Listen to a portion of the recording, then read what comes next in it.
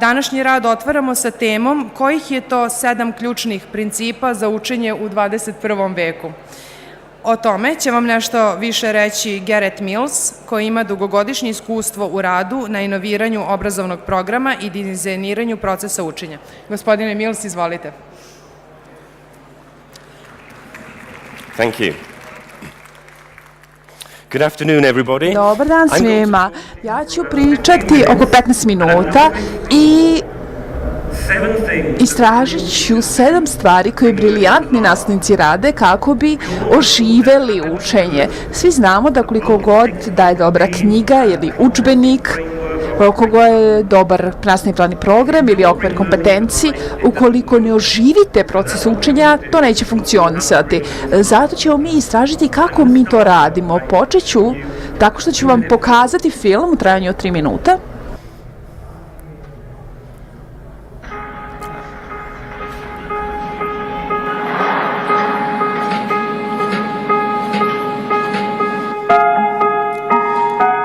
Says, can we get more people to use the staircase? Da postignemo da više ljudi koriste stepenice.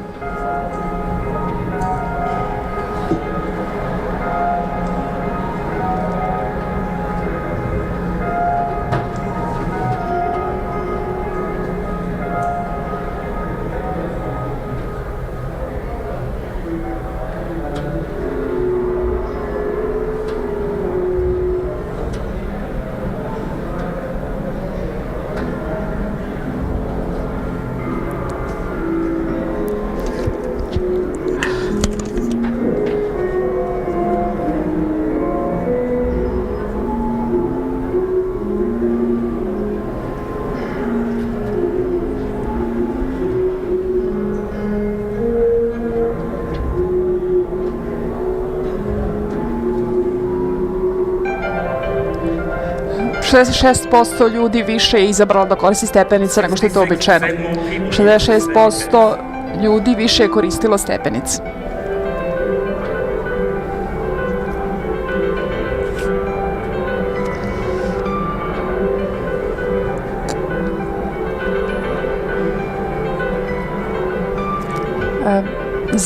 Ako je nešto zabavno, to očigledno može da promeni način ponašanja. Mi to zovemo teorija zabave.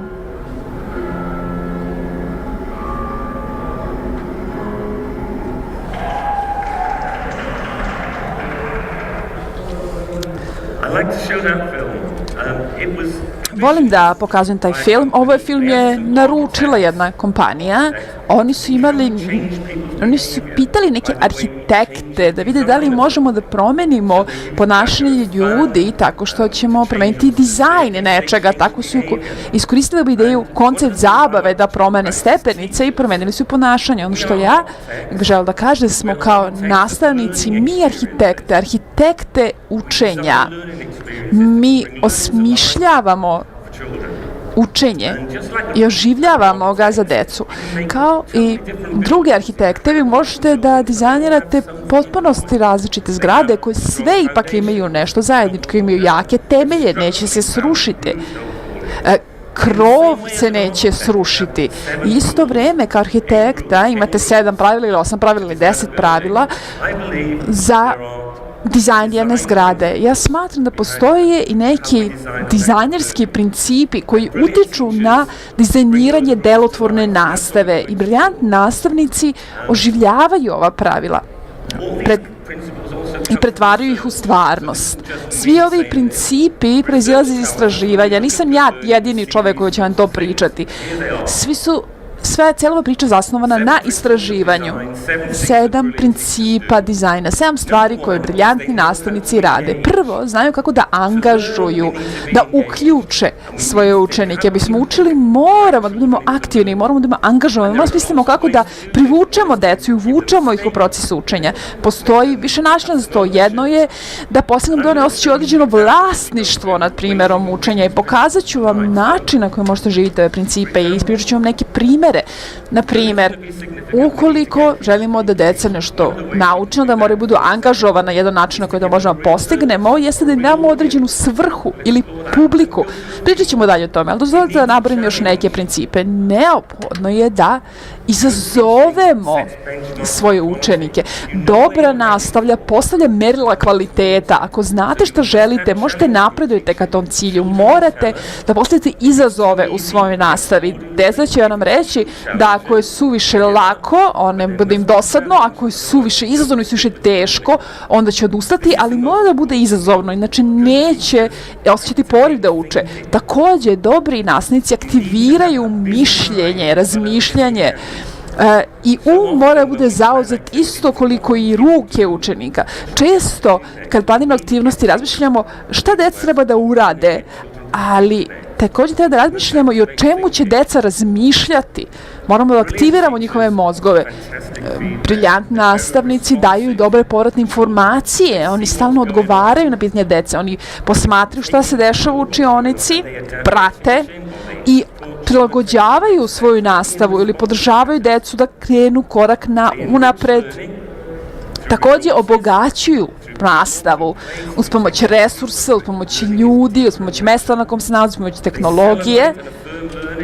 I oni takođe slave učenje, afirmišu ga. I po time hoću da kažem da ne kažete detetu ti si pametan ili ti nisi, već pohvale njihov napor, dobro si radio, trudio si se. I konačno stvaraju odličnu sredinu za učenje uz pomoć odnosa koje stvaraju. Oni stvaraju gotovo klimu u učionici i stvaraju dobre odnose sa mladima. Danas ćemo pričati o tehnologiji, tako da sam ja htjela da izaberem par ovih principa i da vam pokažem kako tehnologija može da vam pomogne da delotvornije obavljate ovakve aktivnosti. Hajde da počnemo sa ovim. Ovde pričamo o tome kako angažujemo učenike, kako ih aktiviramo. Ovo je jedna škola u kojoj smo radili i oni su shvatili da bi aktivirali učenike moraju da imaju neku svrhu ili neku publiku. Tako da ova deca preuzimaju vlasništvo nad samim učenjem, one su istražili lokalnu oblast, no što rade jednom nedeljno jeste naprave kratki radio program, kratku radio emisiju i preko interneta to emituju. I svako dete želi da bude što bolje, jer postoji publika, njihova porodica to može da sluša, ceo kraj to može da sluša. I ovo je nešto što je izuzetno lako. U pomoći tehnologije sve što vam treba jeste mikrofon. Oni već u sebi imaju način za snimanje, možete napraviti podcast, možete napraviti radio emisiju. Tako da je ovo odličan način da deci stvorite publiku i da samim tim one pokušavaju da dostignu više standarde. Nastavnici takođe aktiviraju razmišljanje. Jedna od dobrih stvari sa kompjuterskim igrama jeste što, na primjer, vam pomaže postaviti pitanja šta je bilo ako bi promenio ovu varijablu, ovu promenljivu. To je jedna od najmoćnijih stvari koje kompjuteri mogu da urade. Možete tražite obrazce u podacima, možda imate kao tabelu, možete vidjeti šta se desi ako promenite određenu promenljivu. To možete koristiti kao alat kada promenite razmišljanje. Nemoj samo da šta će deca raditi, već i o čemu će misliti. Podelit ću samo ovaj primer ovog lika. To je način da se prikazuje način razmišljanja. Da li neko vas prepoznaje ovu osobu? To je Jonathan Ives. Jonathan Ives je dizajner Apple Mac kompjutera, Macintosha i mnogih Apple proizvoda. I njegovi dizajni su naravno potpomogli uspeh te kompanije, ali on također radi što drugo, on je izuzetno kreativan čovjek i on će uzeti jednu ideju ili predmet i razmišljati o kvalitetu tog predmeta i vidjet će da li će mu to pokrenuti kreativnost. Evo, ovo ćete možda prepoznati. Ovo je kutija cigareta, američki cigareta, Lucky Strike. I on je znao da su ljudi ovisni od nikotina i ljudi su često u tom momentu nosili cigarete u rukavu. Ali njegova zavisnost je bila muzika, on je bio zavisan od muzike i hteo da nosi muziku sa sobom na isti način na koji su ljudi u tom momentu nosili pakleci cigareta. I počeo je da crta i osmislio ovakav crtež. Možete da vidite čak i vezu sa oblikom i tako je osmislio iPod koji je potpunosti transformisao način na koji ljudi slušaju muziku i na koji nose muziku. Možete čak da vidite da ovaj bročanik kružni izgleda gotovo kao zvučnik, tako da se on igra sa različitim idejama i mi smo pokušali da aktiviramo dečije mozge, da podelimo s njima ove ideje, način na koji gospodin Ives razmišlja o dizajnu i zamolili smo ih da izaberu bilo koje dva predmeta. I deci su na pamet pali ovaj predmet. Sat, budilnik, a drugo detu je palo na pamet lažna vilica.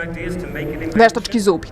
I sada, da li možete da ovo iskoristite da povežete ove stvari, veštačke zube i sat, da nešto osmislite i oni su, i jedno dete osmislilo sledeće, mišli su o vremenu, o pranju zuba i ako ne perete zube 2 minuta, to nije dovoljno dobro, znači da bi pranje zuba bilo delotvorno, morate ih perete 2 minuta, tako da su deca osmislila ovaj držač za četkice koji svira muziku. Kad izvadite četkicu, pritisnete dugme, počne da svira muziku koja stane pesma posle 2 minuta, da možete vratiti četkicu.